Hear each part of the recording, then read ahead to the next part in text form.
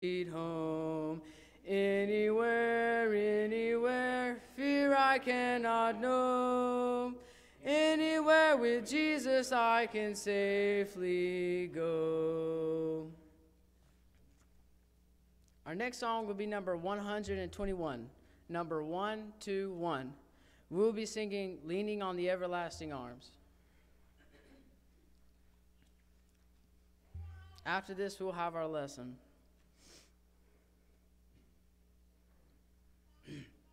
Let us sing.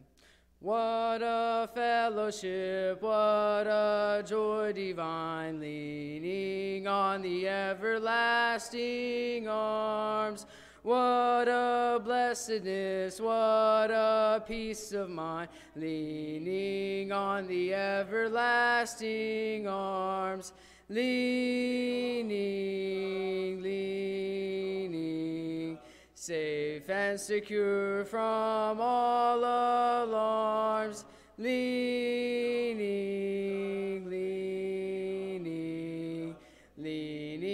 on the everlasting arms. What have I to dread? What have I to fear? Leaning on the everlasting arms. I have blessed peace with my Lord so near. Leaning on the everlasting arms. Leaning, safe and secure from all alarms. Leaning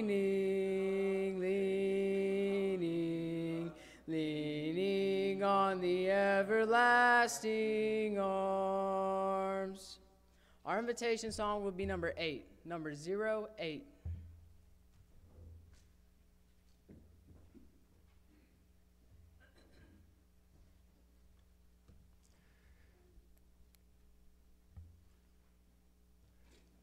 Jesus said in John chapter 5, "Do not marvel at this, for the hour is coming in which all who are in the graves will hear his voice and come forth. Those who have done good to the resurrection of life, those who have done evil to the resurrection of condemnation." 2 or 3 points merit our observation as we think about that text. He said, "For the hour is coming." It had not come then. It has not come yet. But God has appointed a time in which he'll judge the world in righteousness. There is an hour. There is a day. And lest I not mention it, but I will, that day could be today.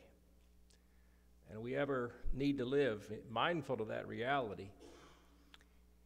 He said, "For the hour is coming in which all who are in the graves shall hear his voice."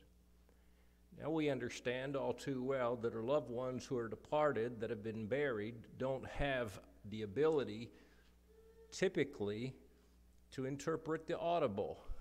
But there's something very different about that particular hour and day.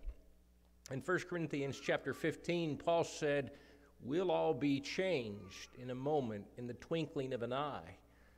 And even those whose bodies have returned to dust will begin to be changed, and they'll literally be able to hear the sound associated with the coming of Christ. The shout, the voice of the archangel."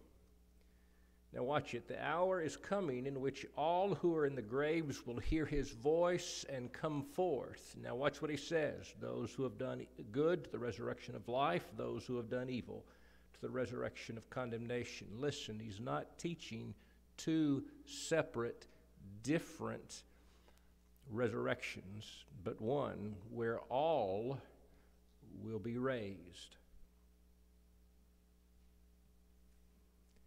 We know that, not because we've experienced it in a literal sense, but because we've experienced it in a sense spiritually. When we went down into the water, we died and we were buried, and we came forth out of the watery tomb And that is something of a pledge. It is something of a promise.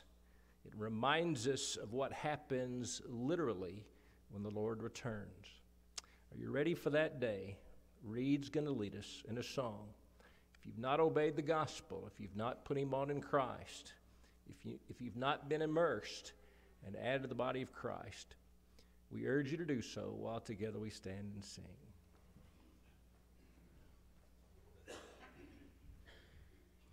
Have you been to Jesus for the cleansing power? Are you washed in the blood of the Lamb? Are you fully trusting in his grace this hour? Are you washed in the blood of the Lamb? Are you washed in the blood, in the soul-cleansing blood of the Lamb? Are your garments spotless? Are they white as snow? Are you washed in the blood of the Lamb? Lay aside the garments that are stained with sin, and be washed in the blood of the Lamb. There's a fountain flowing for the soul unclean. Oh, be washed in the blood of the Lamb. Are you washed in the blood, in the soul-cleansing blood of the Lamb? Are your garments spotless? Are they white as snow? Are you washed in the blood of the Lamb? You may now be dismissed to your classes.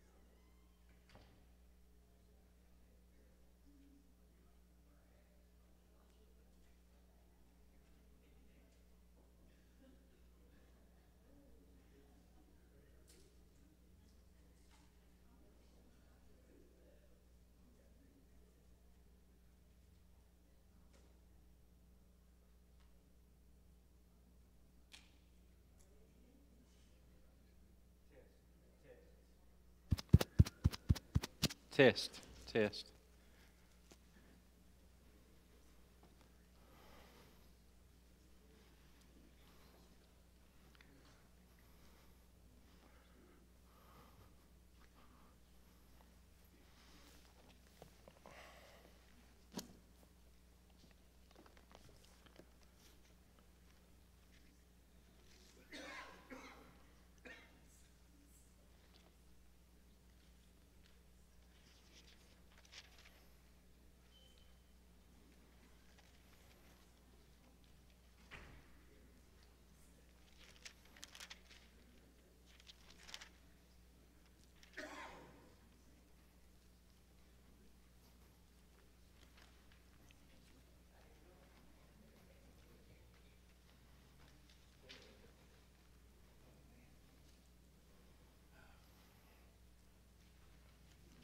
Did you get one of these?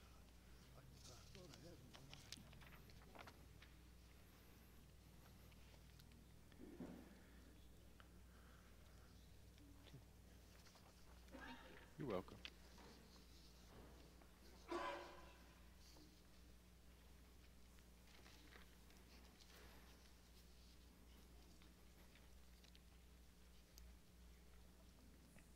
Test.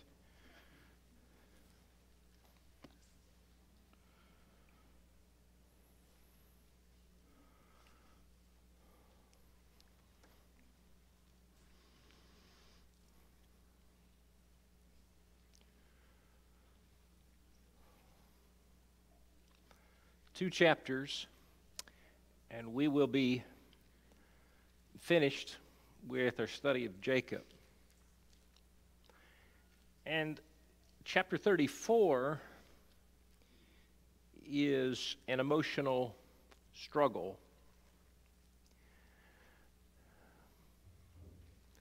Because something very disheartening, disturbing occurs in the chapter, if you've read ahead, as some of you have.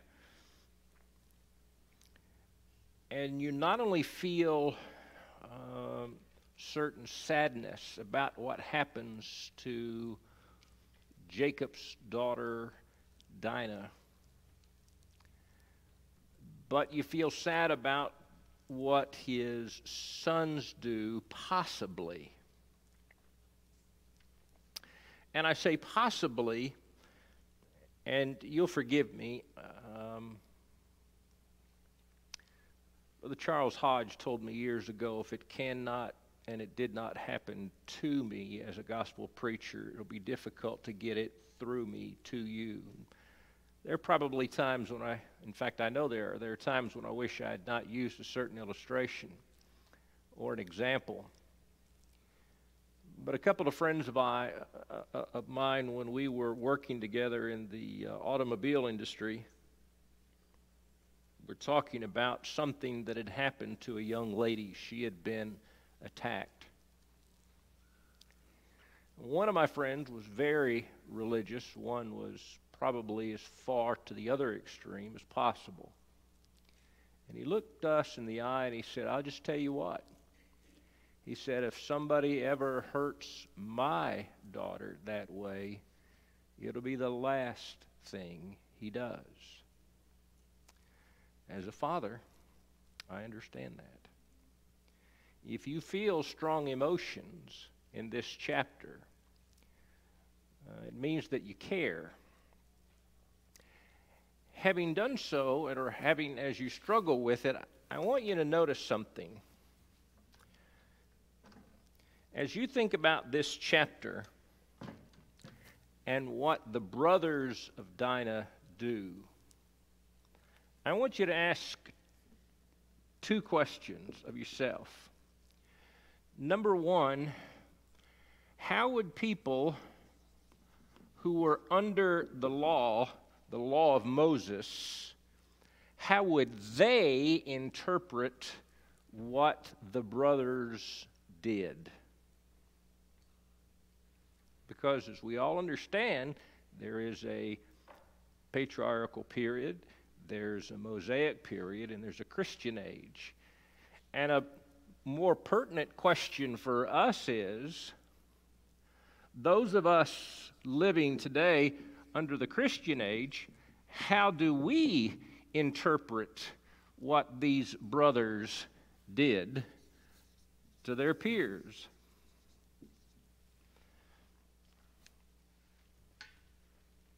We are in Genesis chapter 34.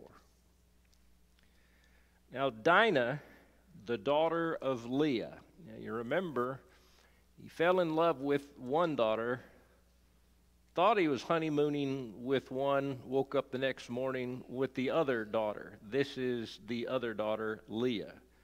So we're several years into the future. And Leah has borne a daughter, despite all of the sons, and it says, whom she had borne to Jacob, and it says here, she went out to see the daughters of the land. Now, when you hear the phrase, daughters of the land, what's going through your mind? Why would you say that? If you didn't hear what Sandy said, she said there's no good going on. Why would you say that? Okay, number one, we've moved to Canaanite territory. Now you remember when Joshua goes into the land, God's made him a promise that wherever he puts his foot, that's their land. And as you know, they're going to overthrow the Canaanites. In fact, as long as they live by faith and they do what God says, they're going to utterly wipe out the Canaanites. Now, when you think of Canaanites, their lives are what we would equate to today people who are very immoral. But more than that, when they engaged in what we would consider to be forms of fornication, in their way of thinking many times, it was not only something that was permitted, I suppose you should say, but remember, under Canaanite theology, by engaging another person intimately, you're actually worshiping a multiplicity of different gods. And so they have an entirely different mindset. But now I'm going to throw you a curve. Sandy said, you've got a daughter. She is gone to see other female peers in the city, in the area, around Shechem.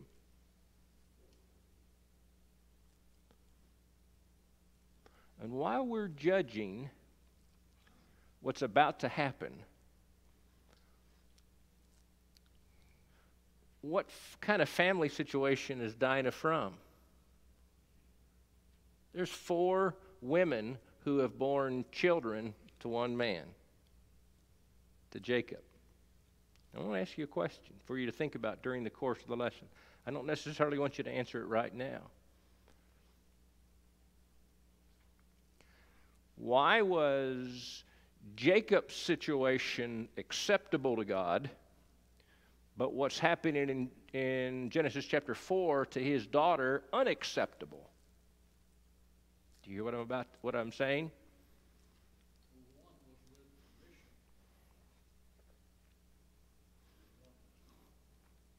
Okay. Permission of, you mean God the Father?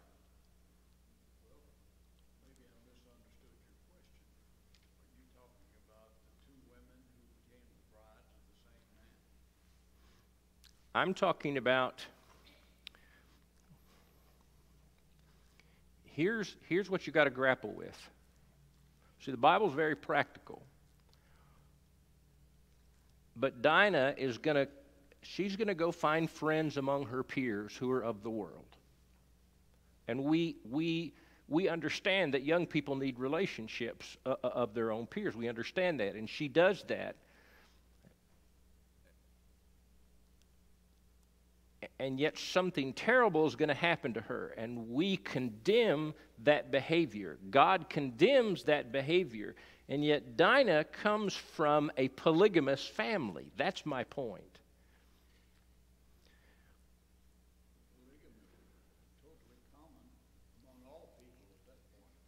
Right. In fact, God permitted it, but as we pointed out during the course of our study at that particular time, it always brought heartache.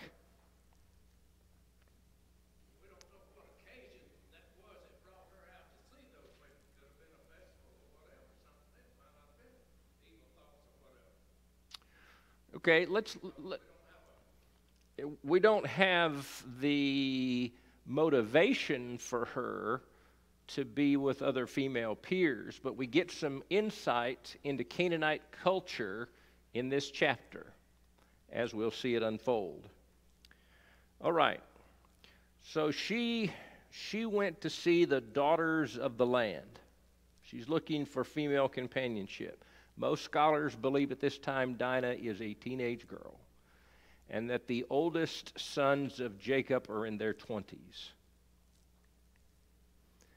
when Shechem, the son of Hamor the Hivite, or Hivite, prince of the country, saw her, he took her, he lay with her, and he violated her.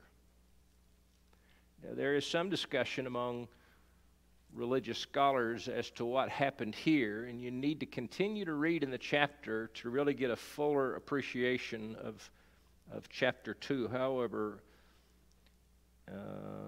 painful or embarrassing it might even be for us to discuss. Verse 7, the sons of Jacob came in from the field when they heard it, and the men were grieved and very angry because he, that is the son of Hamor, had done a disgraceful thing in Israel. Now watch it. From Israel's vantage point, this illicit event was not only rape, it was wrong. But from a Canaanite vantage point, they don't have a problem with that. Now, that sounds an awful lot like where we are in the world today, quite frankly. Let's back up. He took her, he lay with her, and he violated her.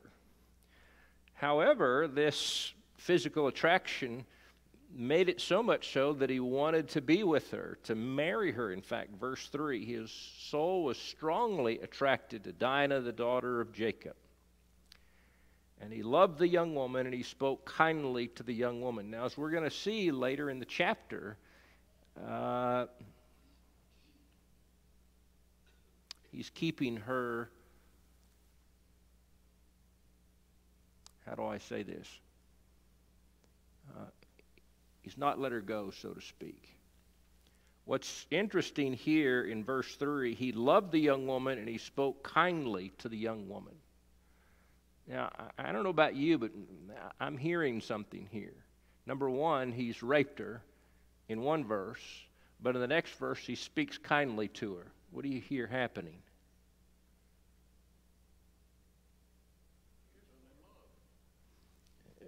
Okay. On a very physical sense. I'm sorry? Yeah, but I'm hearing something a little more than that. I get the impression if he violates her, he does it against her will. But he speaks kindly to her, which communicates he's feeling some remorse, and he's trying to, as Buster said, win her affections so that he can keep her as a wife. Verse 3 says he was deeply attracted to Dinah. Right. Kind of throws my mind a few years, centuries forward, when Amnon went into his sister, or fooled his sister. Tamar. And after that relationship, he hated her. Okay. Threw her away. Didn't want anything to do with her. Okay. So this is essentially the very opposite of that. Yes. Okay. And this is a heathen. Which is an interesting point. Verse 4, so Shechem spoke to his father Hamor, saying, "Get me this young woman as a wife." From a New Testament Christian age perspective, they've done it backwards. They've been intimate, and then they want to get married. Now watch. And Jacob heard that he had defiled Dinah his daughter. Now, here's a question for you to ask, mamas.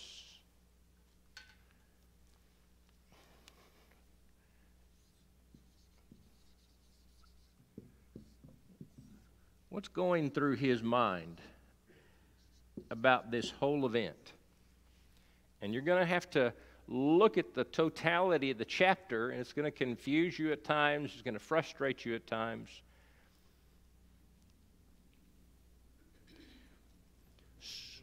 So verse 5, Jacob heard Now his sons were with his livestock in the field, so Jacob held his peace until they came. What's that mean, he held his peace? He's not talking to anybody. Not taking any action against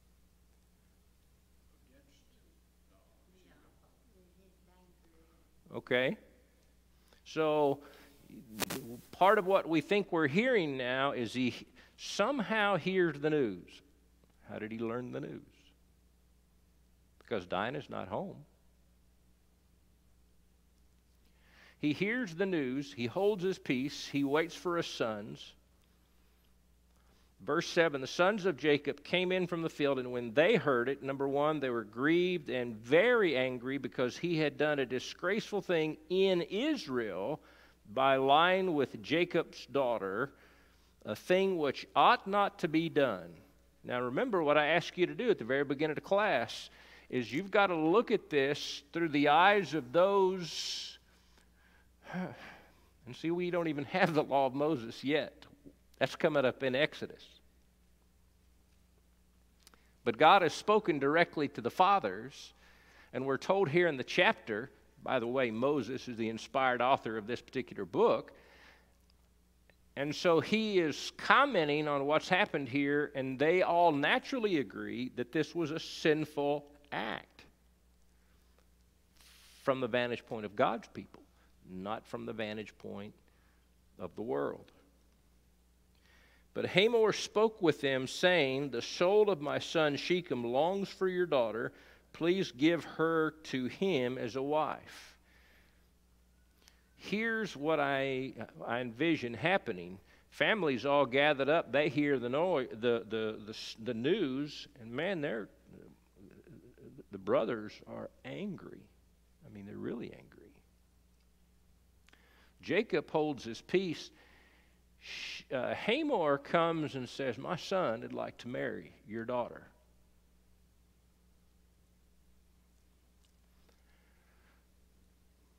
Let me give you a passage or a question.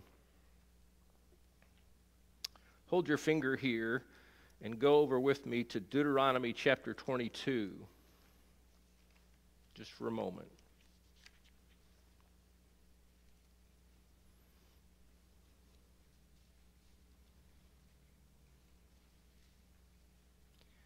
Cross-reference it back to Genesis chapter 34 and verse 8. Here's some detail. Deuteronomy 22, 28, and 29. If a man finds a young woman who is a virgin, who is not betrothed, and he seizes her, lies with her, and they're found out, then the man who lay with her shall give to the young woman's father 50 shekels of silver, and she shall be his wife, because he has humbled her. He shall not be permitted to divorce her all of her days. And so what I understand should have been happening here is in the offer to secure her for his son, 50 shekels of silver. Verse 9, and make marriage with us, give your daughters to us, and take our daughters to yourselves. Okay, so what I hear happening here is the Jacob family moves to town. Dinah, for whatever reason, is looking for female companionship, and Hamor's son, Caesar, forces himself on her, falls in love with her, and says, Daddy, I want you to secure her. So Daddy goes to Jacob's family and says, really, this will be a sort of a watershed event. We're going to intermarry. You give your daughters to us, and likewise we'll give our daughters to you. And so this is not just simply a one-time. Now, ladies, you have to hear this through the culture of the ancient day and not in the 21st century mindset.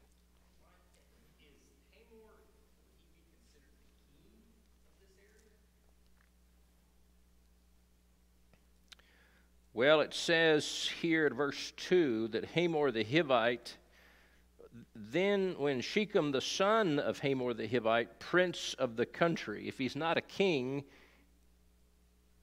I get the impression that Hamor is the king and that Shechem is a prince or the prince. That's the impression that I'm getting. What? It would be pretty common then, too, for two rulers' families to marry together.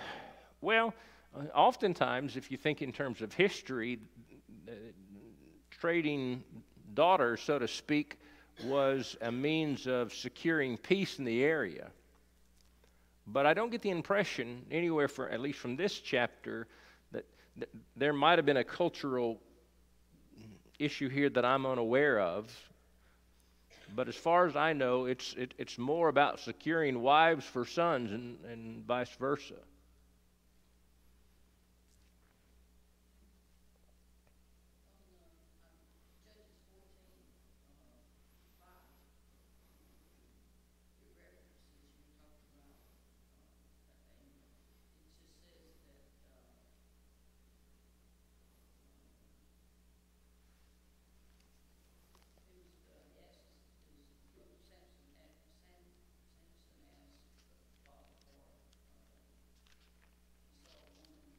That he wanted to have.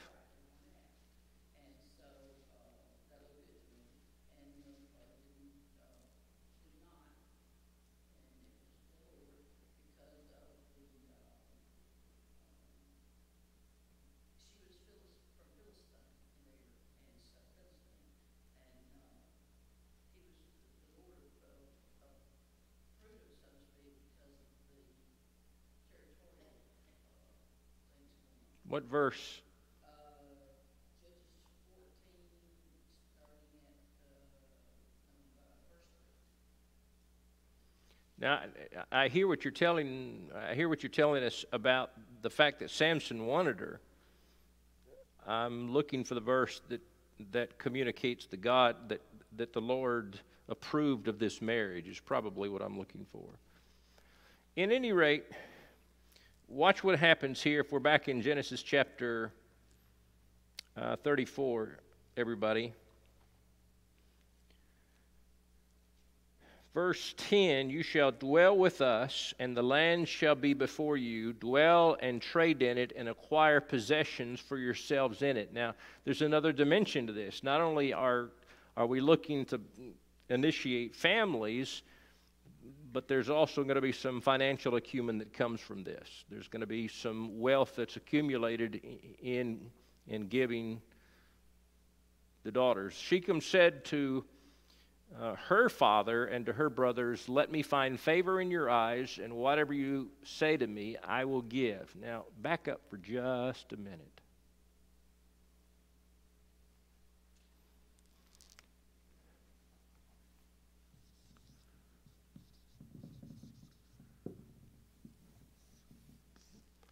Dinah has been raped. Jacob has held his peace. He tells his sons. They're grieved and they're very upset. And Hamor comes and says, give us not only this daughter, but future daughters and vice versa. And it'll be to our mutual benefit. What do you notice about Hamor's thinking, his mindset? What bothers you?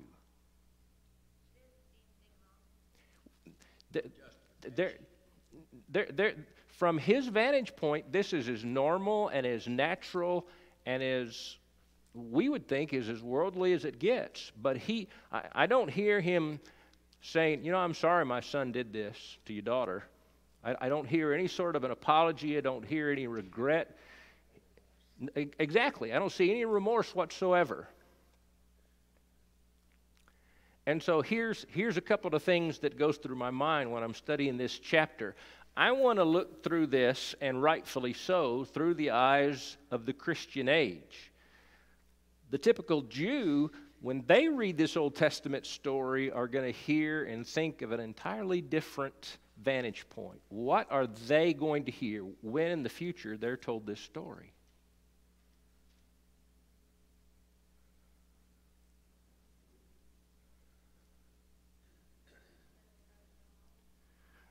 Well, more than that, they're going to hear, in essence, an eye for an eye and a tooth for a tooth. You've injured her, and we're going to retaliate.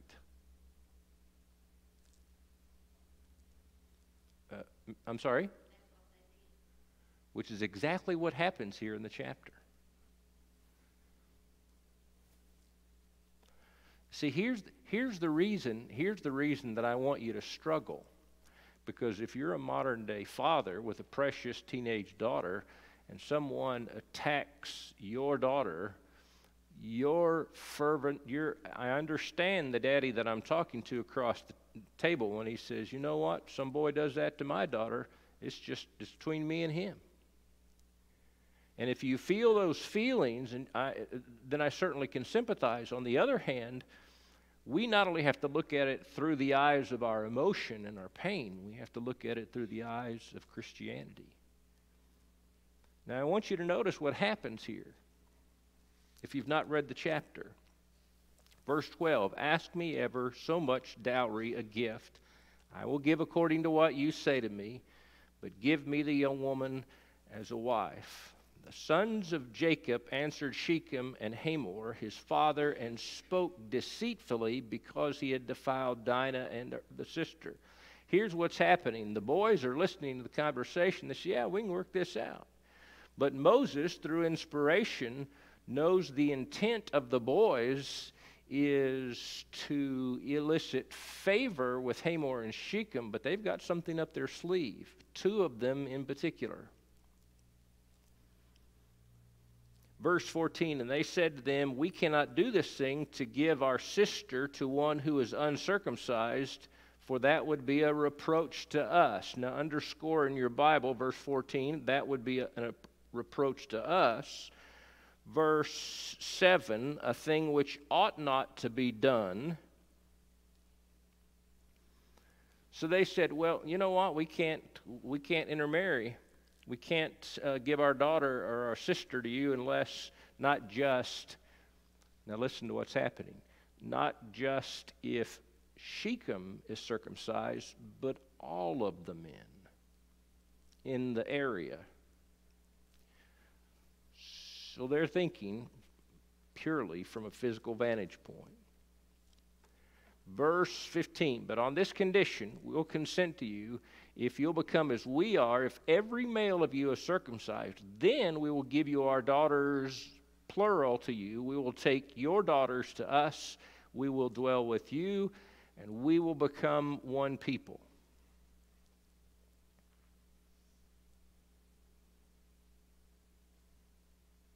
I got to think about that verse.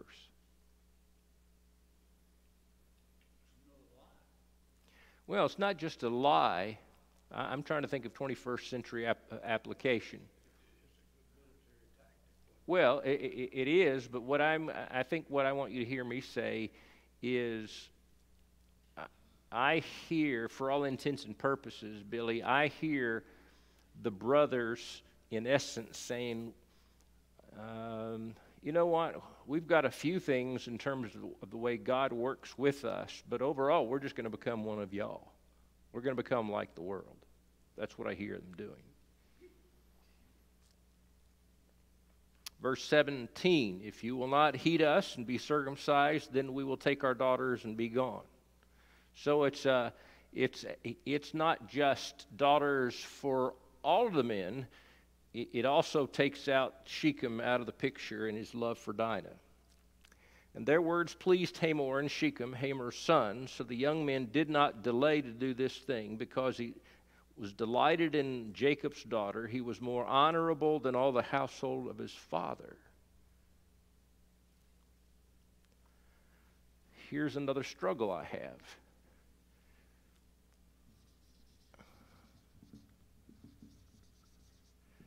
Because I hear the brothers doing this, talking to themselves. When the opportunity presents itself, we're going to wipe the floor with them. We're going to kill them. But it tells us, interestingly enough, that Shechem is, when he says more honorable, what do you hear?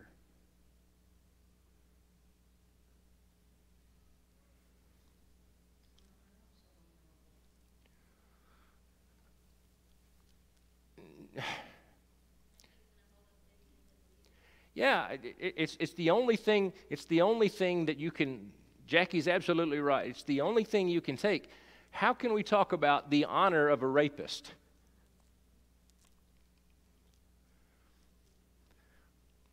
So, on the one hand, he says, you know what? Every one of us will undergo surgery so that I can have this wife and we can have future wives. He doesn't see anything wrong with what he has done, and he doesn't see anything wrong with what he's doing. But the brothers behind the scenes are scheming. The world, on some level here, seems to be more honorable from my 21st century vantage point. Do you hear what I'm saying? Okay, let's work our way down, Connie.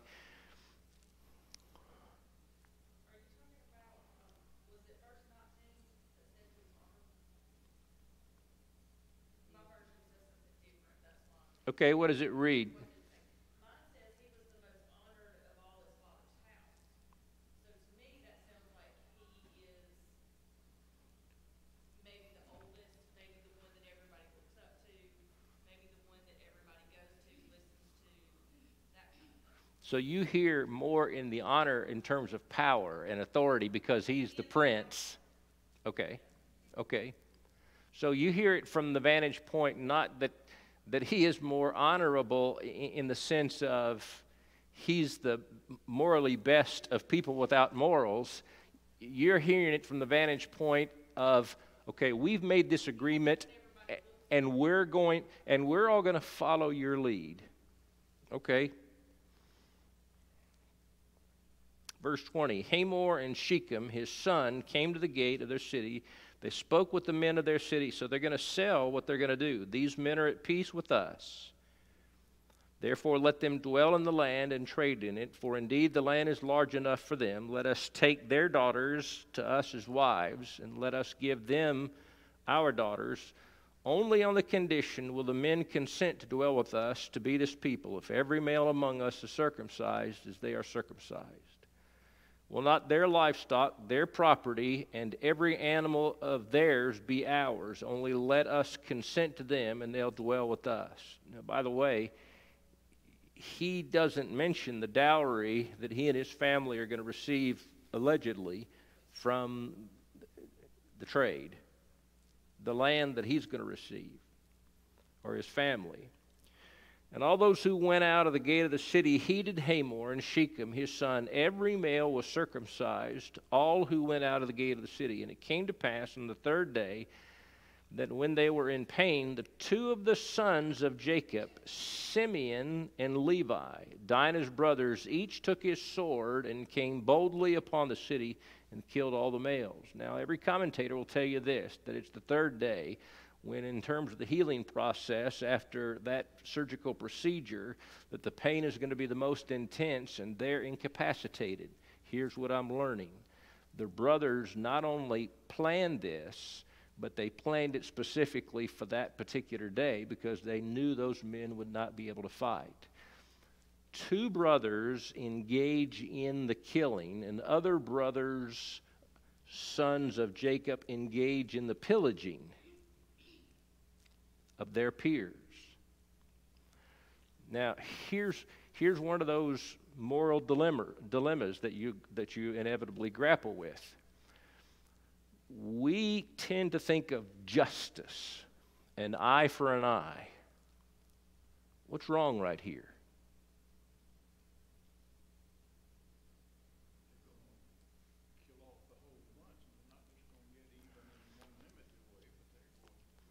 Remember in Romans where Paul says, do not repay evil for evil. Vengeance is mine, saith the Lord. When we talk about getting today even with somebody, typically what are we thinking about? We don't want to get even. I don't want to get even when you hurt me. What do you want to do? That's exactly right. If you hurt me, I don't want to hurt you equally. I want to hurt you more. if you hit me in the mouth, I want to knock you out. You hear what I'm saying? I'm not speaking to Mike Benson necessarily. And as egregious and as grievous as this sin is, would you say Simeon and Levi have gotten justice? Okay.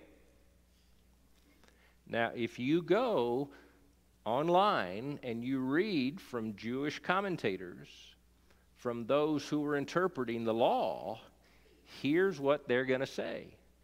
They're going to say, you know what? In the future, you're going to drive out the Canaanites out of the land. And essentially what they were doing was driving out Canaanite idolatry, immorality, just before everybody else.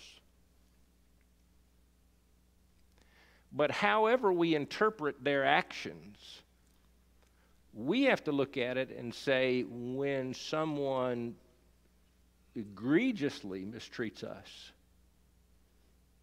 we look at it through the eyes of the Christian age. Now watch what happens.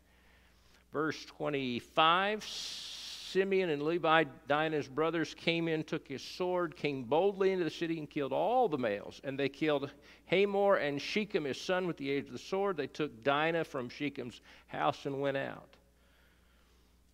The sons of Jacob came upon the slain, plundered the city because their sister had been defiled. So two brothers do the killing, the other brothers do the pillaging. They took their sheep, their oxen, their donkeys, what was in the city, and what was in the field, with all of their wealth. And their little ones and their wives they took captive. They plundered even all that was in the houses. Jacob said to Simeon and Levi, you have troubled me by making me obnoxious among the inhabitants of the land, among the Canaanites, the Perizzites. I don't know about you, but when I listen to Jacob's words here, I don't know about y'all, but this bothers me. This conversation does. He hears that his precious daughter has been defiled. He tells his sons, the sons wreak not just justice, but vengeance. And what seems to be his number one concern is what? We're at peace here, which essentially what is Jacob saying? Jacob is saying his primary concern is everybody's going to get tore up because you've wiped out the city.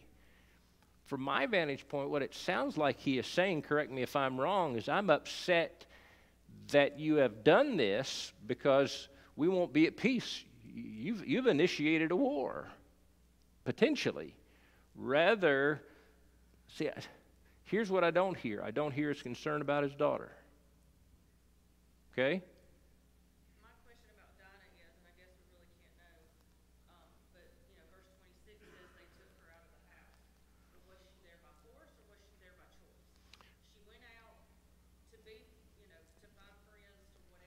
Okay. And, I mean, these things happen, and she's at their house. Is that? And everybody that I read is that she is there, in essence, by force. She was taken there. He abducted her. He raped her, and then he's keeping her, and he falls in love with her, and then he communicates with the kinfolk and says, oh, by the way, I'd like to keep her. And she's, in essence, kept until this. But you're absolutely right. We're not told her mindset.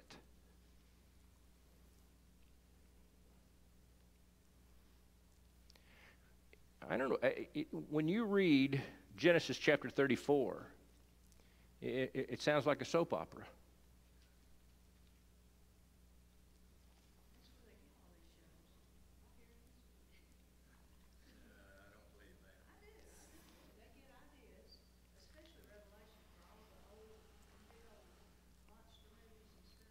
Look at the abuse of the Bible would probably be my response. But look at the latter part of verse 30 before we run out of time. They will gather themselves together against me and kill me. I shall be destroyed, my household and I. Verse 31, watch what the brothers say. But they said, should he treat our sister like a harlot? Daddy says, y'all have opened up Pandora's box because you've killed everybody, and we're going to have the reputation, and somebody's going to want to get vengeance for family who has been killed, and I'm going to die, and y'all are going to die. And they're saying, wait a minute, Daddy, you seem to be more concerned about what potentially could happen. We're just simply taking justice. Okay, I know the bell's going to ring in a couple of minutes. It's always early to the clock. I want you to share at least one mustard seed from this chapter. One mustard seed, just an observation.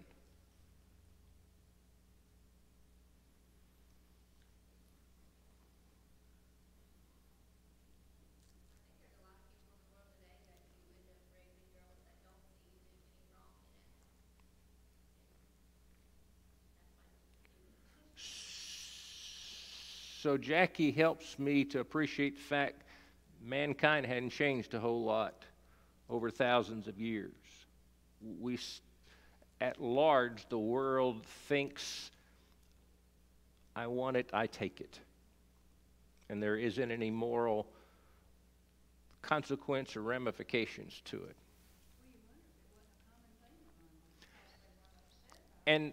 And that's my point. That's my point. I'm convinced beyond any shadow of a doubt that's the worldly philosophy. There's not any remorse. God changes all that, thank goodness. Right? Yeah.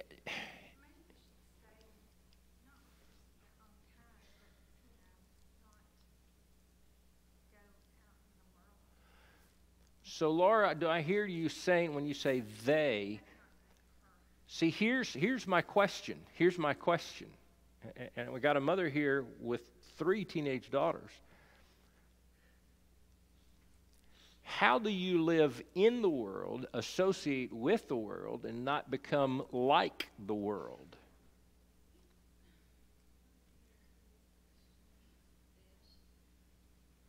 See, here's another question, and I like where Laura is leading us. But from my vantage point, and maybe God's vantage point, why is rape wrong, but murder, multiple murder, is okay? And so my question is, can we justify their behavior? And the answer is no. We can say that was a cultural issue. We might even make that argument. No. Well, I don't even want to go there yet.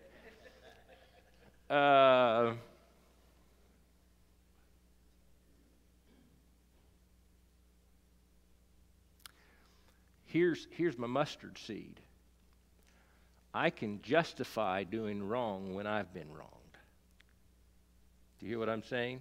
I can justify in my mind and say, you did this to me, and so therefore I can do this to you.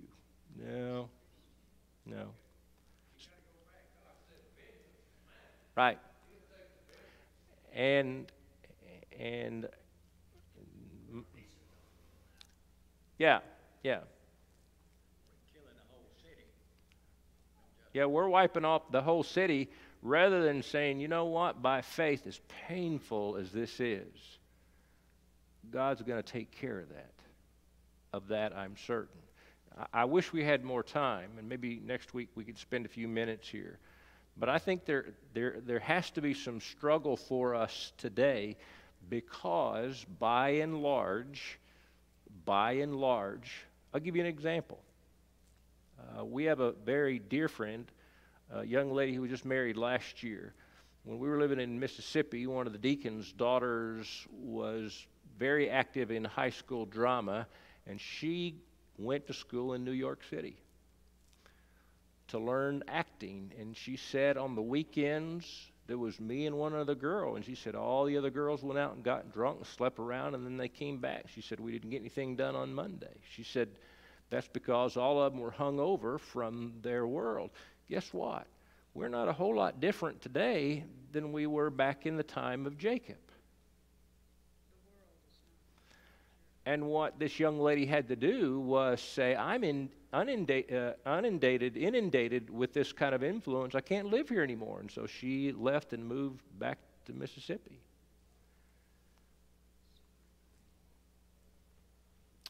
Let's pray. Father in heaven, we thank you for your word.